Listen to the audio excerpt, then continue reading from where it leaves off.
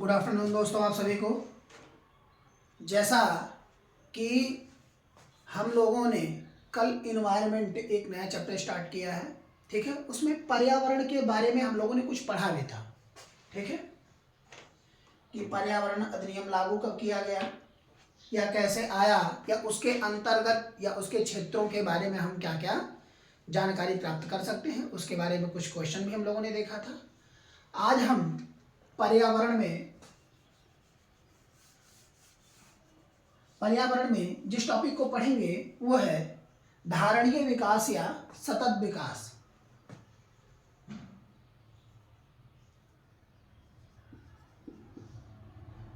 पर्यावरण, ठीक है, इन्वायरमेंट। पर्यावरण में जो हम लोगों को पढ़ना है वो है धारणीय विकास,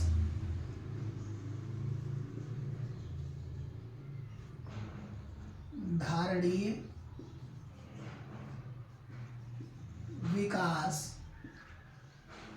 विकास या सतत विकास, या सतत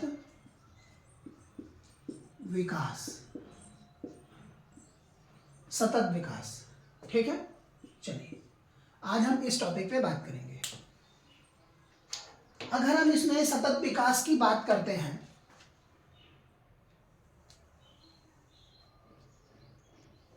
तो ये क्या होते हैं या इनके बारे में जानकारी क्या क्या है। ये धारणीय विकास या सतत विकास की अवधारणा जिसके तहत भविष्य में आवश्यकताओं की पूर्ति, भविष्य में आवश्यकताओं की पूर्ति, या हम कह सकते हैं कि जिन भी प्रकार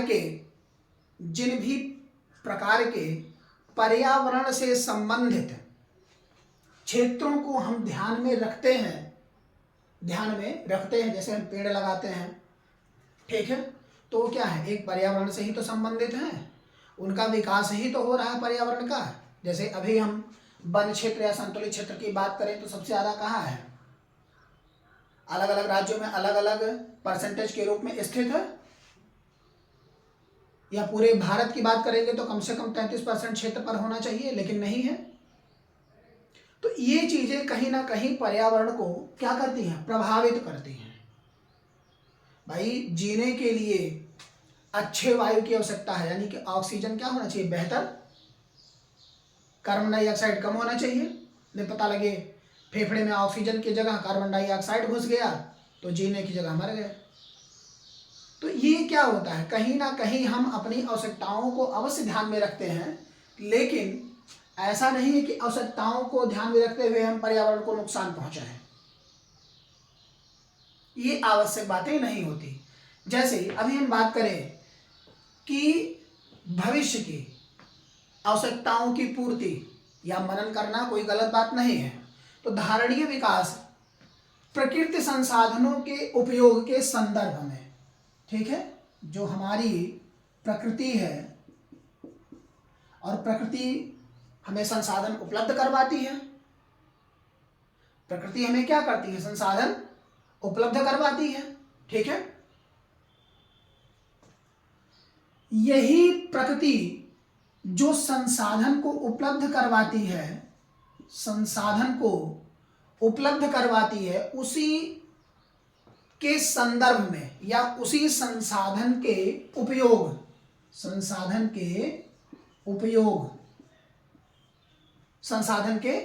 में के संदर्भ में अंतर पीढ़ीगत संवेदनशीलता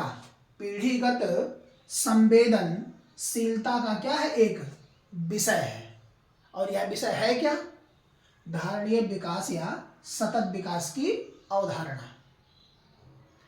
संसाधन के रूप में हम प्रकृति का इस्तेमाल करते हैं, यानी कि अगर हम कहें तो संसाधन हमें कहां से प्राप्त हो रहे हैं, प्रकृति से। संसाधन के उपयोग के संदर्भ में अंतर्गत या पीढ़ीगत संवेदनशीलता का विषय, यानी कि संसाधन के उपयोग के संदर्भ में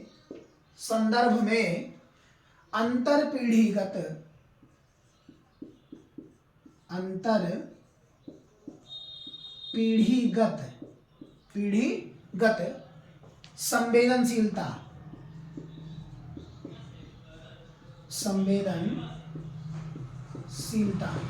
और यही संवेदनशीलता कहलाती क्या है? धारणीय विकास या सतत विकास। क्लियर हो गया आप लोगों का?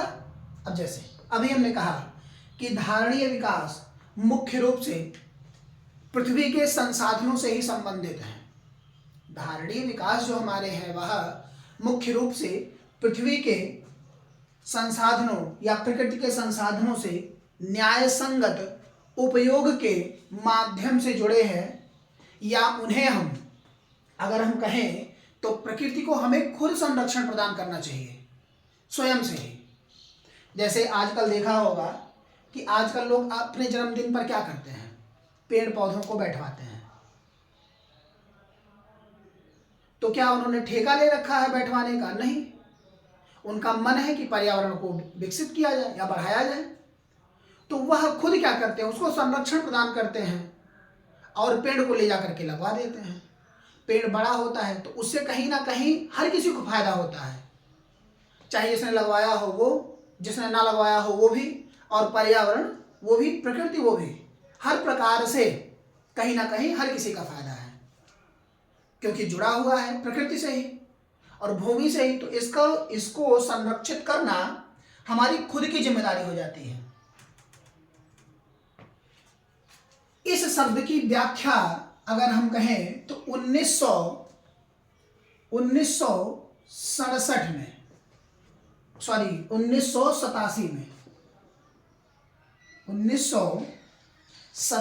में world communication on environment and development, यानी कि हम कहें इसको शॉर्ट फॉर्म में तो WCED,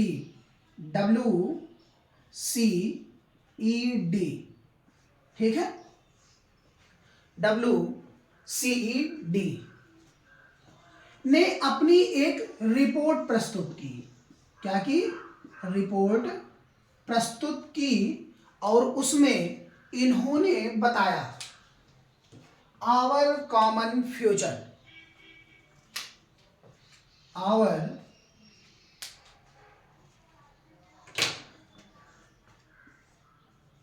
our common future। यही रिपोर्ट इन्होंने क्या किया? प्रदर्शित किया। our common future रिपोर्ट किसने प्रदर्शित किया? WCED ने। कब?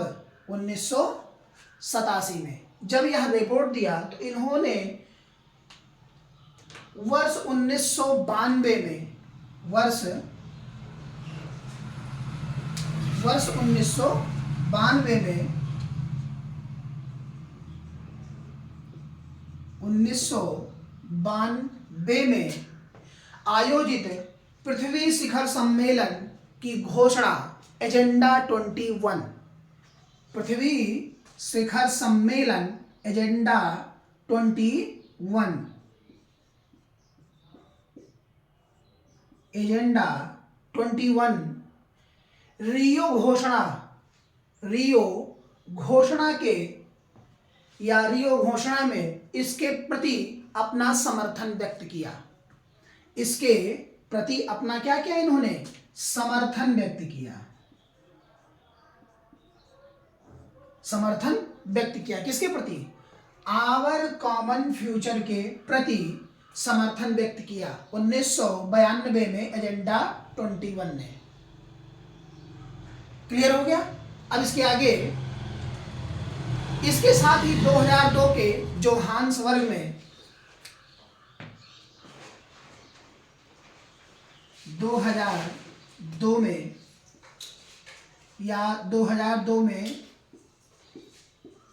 जोहान्सबर्ग, ठीक है, जोहान्सबर्ग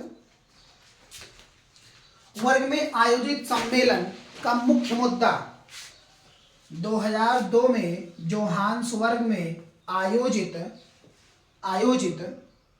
सम्मेलन में इसको एक मुख्य मुद्दा ही बना दिया गया। क्या? सतत विकास। सतत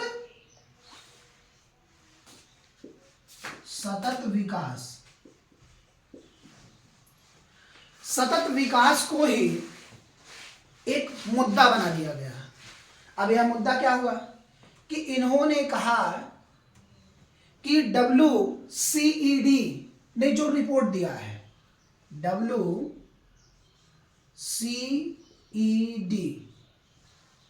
ने रिपोर्ट दिया था। कौन सा रिपोर्ट दिया था? Our common future.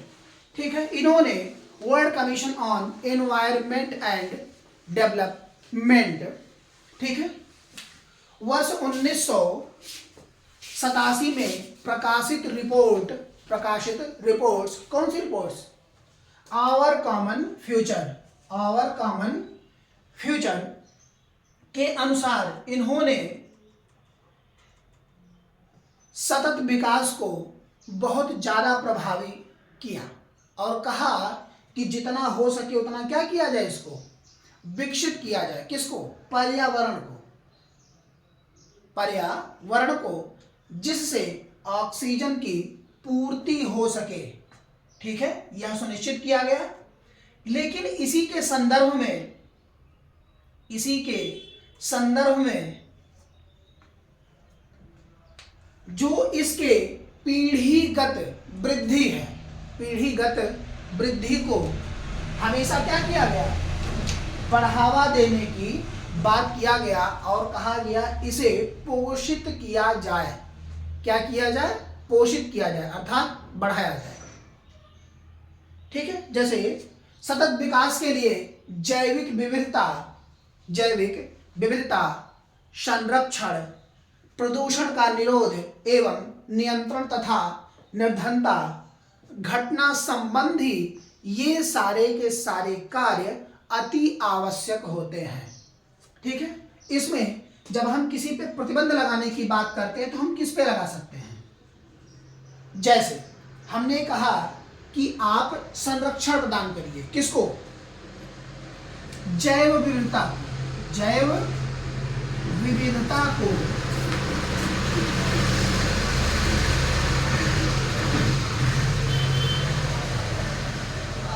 जैव विविधता को आप क्या करिए? संरक्षण प्रदान करने का कार्य करिए। प्रदूषण का विरोध करिए।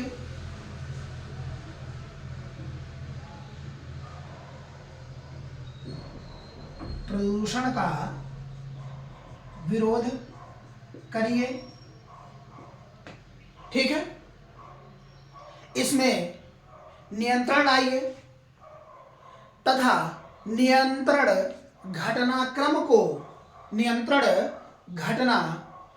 को देखते हुए जो भी आवश्यक हो, किसकी दृष्टि से? पर्यावरण की दृष्टि से वह कार्य आवश्यक हो जाता है। कैसे करना?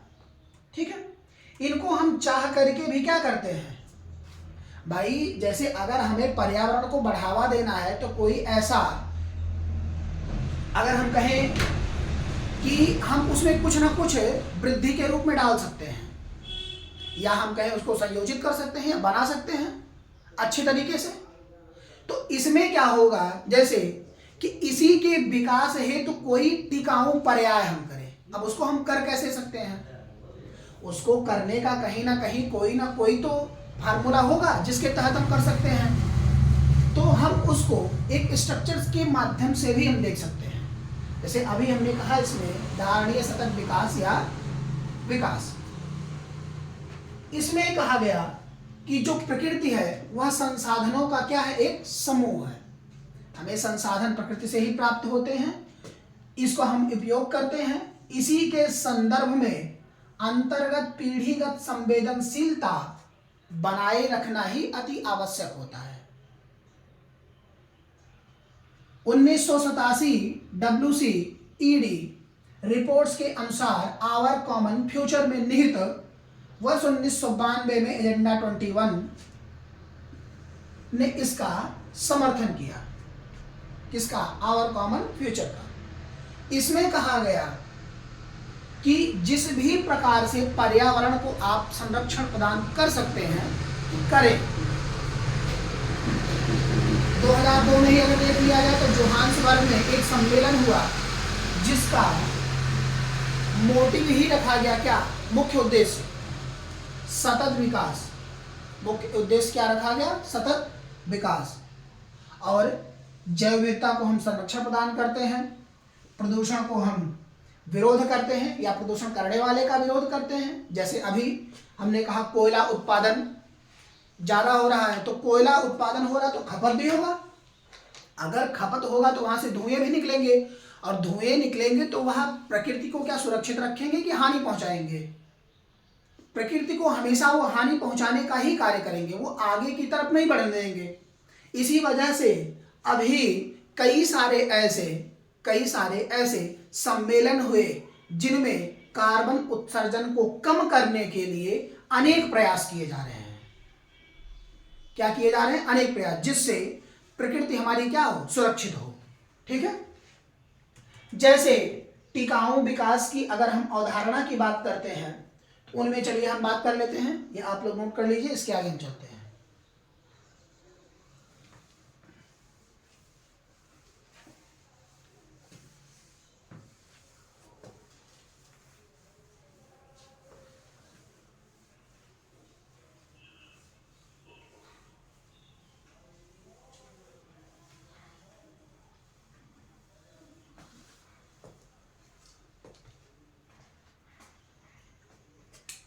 टिकाऊ विकास हेतु आवश्यक सूचना।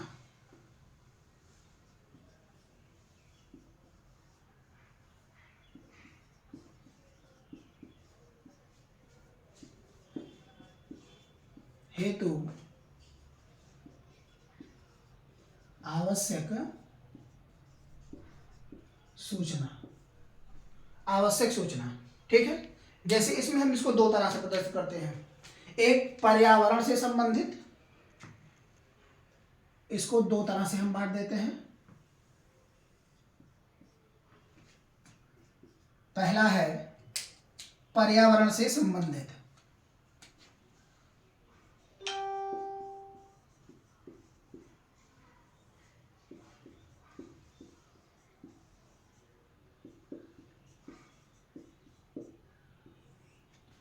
ठीक है।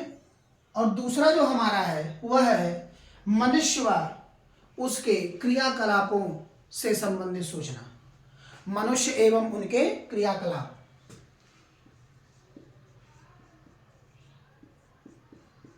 एवं उनके क्रियाकलाप।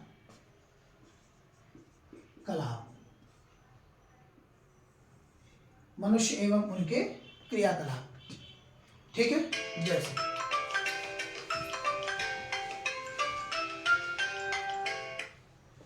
हम एक एक पे बात कर लेते हैं। ठीक है। जैसे जैविक अधिवास से संबंधित, पहला क्या है? जैविक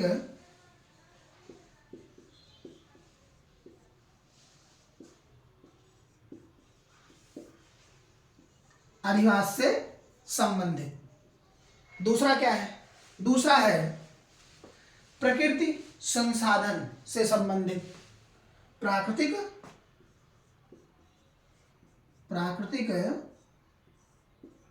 संसाधन से संबंधित।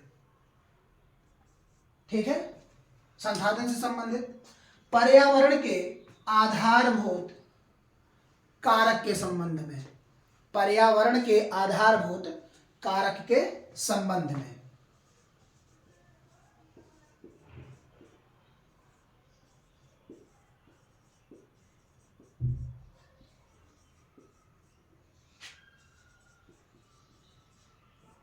कारक के संबंध में। और अंतिम लास्ट है वर्तमान पर्यावरण की स्थिति। वर्तमान पर्यावरण की स्थिति जो इस समय चल रही है। वर्तमान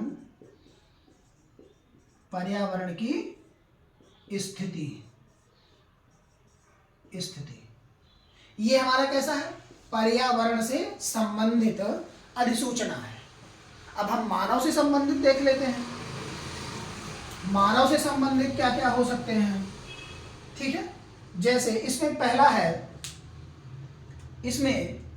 है जनसंख्या वृद्धि दर।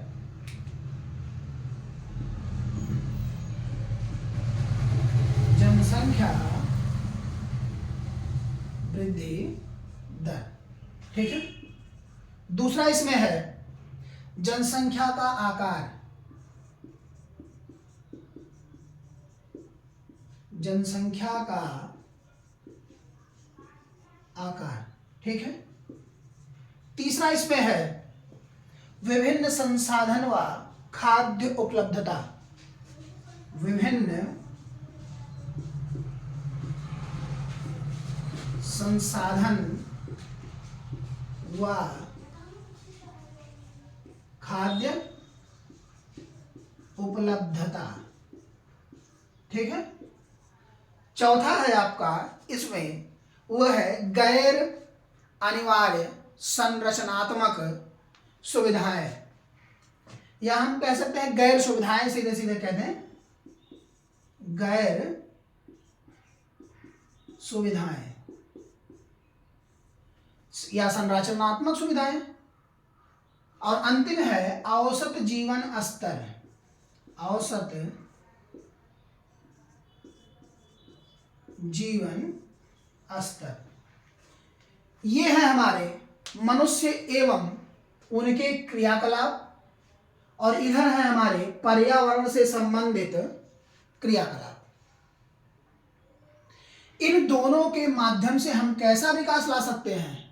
टिकाऊ विकास। किस क्षेत्र में? पर्यावरण के क्षेत्र में। तो ये आप सभी को क्लियर हो चुका होगा। जैसे हम कहीं ना कहीं क्या करते हैं? पर्यावरण को सुरक्षित रखने का कार्य करते हैं। जैसे अभी एक क्वेश्चन है, धारणीय विकास किसके उपयोग के संदर्भ में? धारणीय विकास किसके उपयोग के संदर्भ में अंतर पीढ़ीगत संवेदनशीलता का विषय है? अभी जस्ट मैंने तुरंत बताया आप लोगों को, अंतर्गत संवेदनशीलता का विषय है। ऑप्शन सुनिए। पहला प्रकृति संसाधन, दूसरा भौतिक संसाधन, तीसरा औद्योगिक संसाधन, चौथा है सामाजिक संसाधन। तो अभी जस्ट मैंने बताया है कि अंतर पीढ़ीगत संवेदनशीलता का विषय हम प्राप्त करते हैं कहां से? प्रकृति से प्राप्त करते हैं। इसमें ऑप्शन ए सही है, जो कि क्या है? प्रकृति संसाधन। ये क्वेश्चन आपके 2012 में पूछा गया, पीसीएस का क्वेश्चन है। तो यहां तक आप सभी को क्लियर हुआ। अब इसके आगे हम कल अगले टॉपिक पे बात करेंगे। तब तक के लिए आप सभी लोग हमारे चैनल से जरूर जुड़ें और सब्सक्राइब करना ना भूलें। Thank you.